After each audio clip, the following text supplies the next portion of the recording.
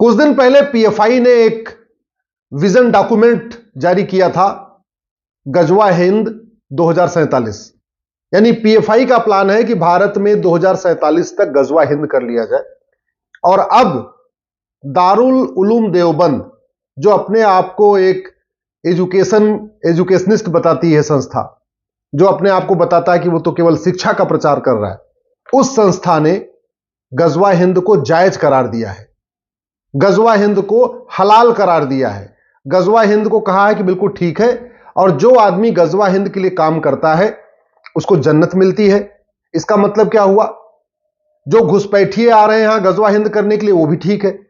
इसका मतलब जो धर्मांतरण किया जाता है गजवा हिंद करने के लिए, वो भी ठीक है। इसका मतलब जो जानबूझ के जनसंख्या विस्फोट किया जा रहा है गजवा हिंद के लिए, वो भी ठीक है। जो गजवा हिंद के लिए आतंकवाद फैलाया जाता है, अलगाववाद फैलाया जाता है, यानी वो भी ठीक है। जो गजवा हिंद के लिए जिहाद करते हैं वो भी ठीक है। जो गजवा हिंद के लिए पत्थरबाजी करते हैं वो भी ठीक है।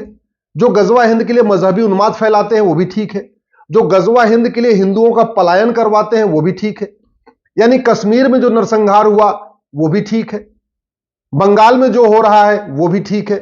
इसका मतलब हिंदुओं को खत्म करना, हिंदुओं को खत्म करके भारत में शरिया लागू करना, ये सब जायज है। और ये मैं नहीं कह रहा हूं, ये दारुल उलूम देवबंद ने कहा है कि गजवा हिंद जायज है।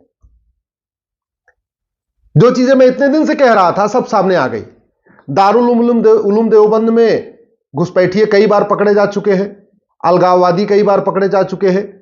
इस संस्था ने कई बार आतंकवादियों का केस लड़ा है।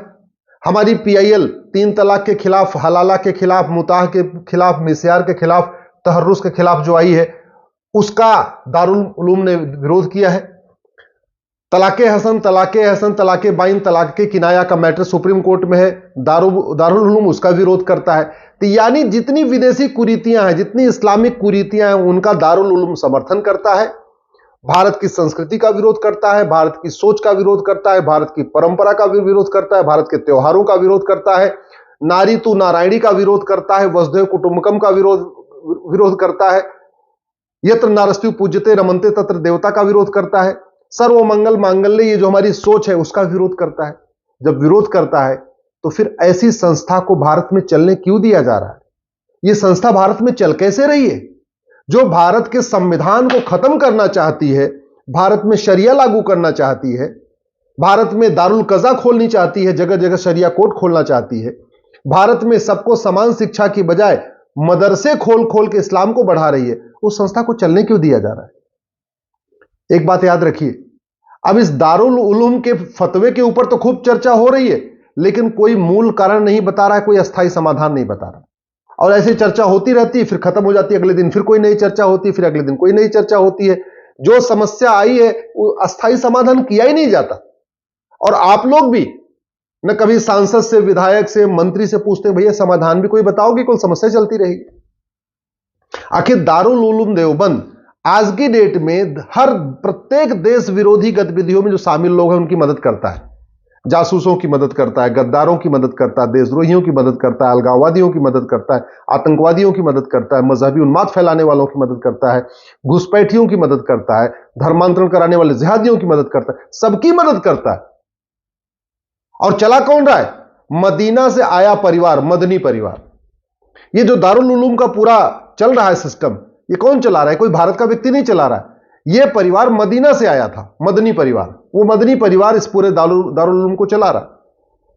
अगर इसको हमने बंद नहीं किया, खत्म नहीं किया, तो यह नासूर की तरीके पूरे देश में फैल जाएगा, हमें पता भी नहीं चलेगा।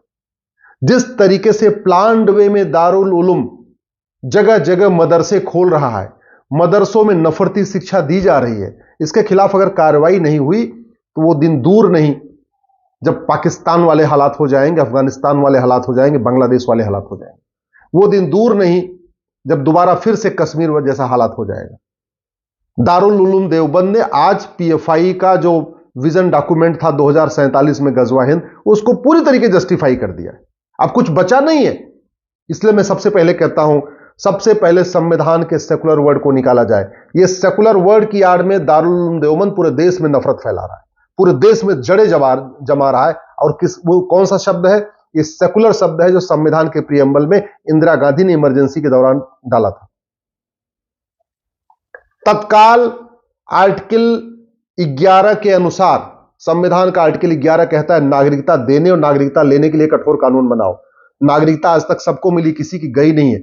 जासूसों की, गद्दारों की, अलगाववादियों की, चरमपंथियों की, कट्टरपंथियों की, घुसपैठियों की, जिहादियों की, मजहबी उन्मादियों की, धर्मांतरण कराने वाले जो लोग हैं शामिल, इन सब की नागरिकता खत्म करने के लिए तत्काल कानून बनाया जाए, नहीं तो हमारे पूरे देश में दारुल उलूम का नासूर फैल जाएगा। आर्टिकल 13 के अनुसार तत्काल जो विदेशी कुरीतियां चल रही हैं, विदेशी कुप्रथाएं, उसको प्रतिबंधित किया जाए। तत्काल तलाके हसन, तलाके हसन, तलाके बाइन, तलाके किनाया, निकाह हलाला, निकाह मुताह, निकाह मिस्यार, तहर्रुज जैसी कुरीतियां जो चल रही है ना, इसको तत्काल बंद किया जाए।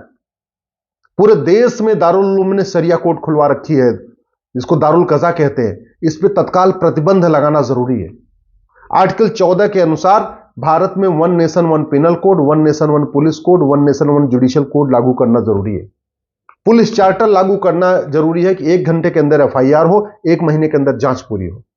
जुडिशियल चार्टर लागू करना है कि अलगाववादियों को 1 साल के अंदर सजा मिले, और कानून कठोर होना चाहिए। ये जो दारुल उलूम है या बाकी और संस्थाएं इस तरीके की हैं, ये ऐसे फ्री में नहीं चल रही है, मोटी फंडिंग आ रही है। फंडिंग खाड़ी देशों से आ रही है, कुछ बैंक के माध्यम से आ रही है, कुछ हवाला के जरिए आ रही है। बैंक के माध्यम से जो फंडिंग आ रही है वो FCRA जो कानून है उसके अंतर्गत आ रही है, इसलिए FCRA कानून को खत्म करना पड़ेगा। हवाला की जो फंडिंग आ रही है वो तब तक नहीं रुकेगी जब तक 100 रुपए से बड़ी नोट बंद नहीं होगी। इसलिए मैं कह रहा हूं यूनिफॉर्म बैंकिंग कोड भी लागू करना पड़ेगा, 1 नेशन 1 टैक्स भी लागू करना पड़ेगा। आर्टिकल 25 में जो रिलीजन को प्रोपोगेट करने के लिए हमने छूट दे दिया है, तत्काल आर्टिकल 25 को बदलना पड़ेगा, उसमें से प्रोपोगेशन वर्ड हटाना पड़ेगा। भाई अपने अपने परंपरा के अनुसार आप इबादत करिए, लेकिन आप किसी को कन्वर्ट नहीं कर सकते। विदेशी रिलीजन में कन्वर्ट करना, इसको देशद्रोह घोषित करना पड़ेगा, और जो कन्वर्ट कराए उसके खिलाफ NSA लगाना पड़ेगा, UAPA लगाना पड़ेगा, गैंगस्टर एक्ट लगाना पड़ेगा, 100% प्रॉपर्टी जब्त करना पड़ेगा, और उसकी नागरिकता खत्म करनी पड़ेगी, तब जाके ये रुकेगा। इसी तरीके से आर्टिकल 30, ये संविधान का आर्टिकल 30 जो इजाजत देता है कि नहीं अपने अपनी पसंद का स्कूल खोलते हैं, उसको आर्टिकल 30 को खत्म करना पड़ेगा। भारत में यूनिफॉर्म एजुकेशन सिस्टम लागू करना पड़ेगा। 10वीं तक यानी 16 साल तक देश के सभी बच्चों की एक किताब करना पड़ेगा। गुजरात वाला गुजराती में पढ़े, बंगाल वाला बंगाली में पढ़े, महाराष्ट्र वाला मराठी में पढ़े। सिलेबस और करिकुलम एक होना चाहिए। 1 नेशन 1 एजुकेशन बोर्ड और 1 नेशन 1 सिलेबस, 1 नेशन 1 करिकुलम, और सबके लिए त्रिभाषा, 3 भारतीय भाषा सबके लिए अनिवार्य करना पड़ेगा। विदेशी भाषा नहीं, अंग्रेजी अनिवार्य करने की जरूरत नहीं है। उर्दू विदेशी भाषा, इसको अनिवार्य नहीं करना। अरबी विदेशी भाषा नहीं, 3 भारतीय भाषा, एक हिंदी हो गई, एक संस्कृत हो गई, एक कोई और भारतीय भाषा, चाहे वो गुजराती हो, चाहे तमिल हो, मलयालम हो, बंगाली हो, जो भी है, लेकिन 3 भारतीय भाषाओं को 16 साल तक यानी 10वीं तक सभी बच्चों के लिए पढ़ना अनिवार्य करना पड़ेगा। 10वीं तक सबके लिए रामायण पढ़ना अनिवार्य करना पड़ेगा, भगवत गीता पढ़ना अनिवार्य करना पड़ेगा, वेद पढ़ना अनिवार्य करना पड़ेगा। कोई विदेशी किताब 10वीं तक किसी बच्चे को नहीं पढ़ाने की अनुमति मिलनी चाहिए। न विदेशी किताब, न विदेशी रिलीजन, न विदेशी भाषा। 10वीं तक केवल भारतीय किताब, भारतीय पंथ, भारतीय भाषाएं, केवल और केवल भारतीय, विदेशी कुछ भी नहीं। और बैंकिंग ट्रांजैक्शन टैक्स लागू करना पड़ेगा। ये जो दुनिया भर के चल रहे हैं ना, सबसे जो फंडिंग आ रही है, उस फंडिंग का बहुत बड़ा कारण यह है जो ब्लैक मनी जनरेट हो रही है, और जो फंडिंग आ रही है इसको रोकने का एक ही तरीका है, यूनिफॉर्म बैंकिंग कोड लागू हो, 1 नेशन 1 टैक्स लागू हो। इसलिए इस वीडियो को अधिक से अधिक शेयर करिए, अपने सांसदों को भेजिए, अपने विधायकों को भेजिए, अपने पसंदीदा पार्टी के नेताओं को भेजिए, और उनसे कहिए कि अफगानिस्तान के लोगों ने कभी सोचा नहीं था, आज खत्म हो गए। पाकिस्तान में हमारे पूर्वजों ने कभी सोचा नहीं था, आखिर खत्म हो गए।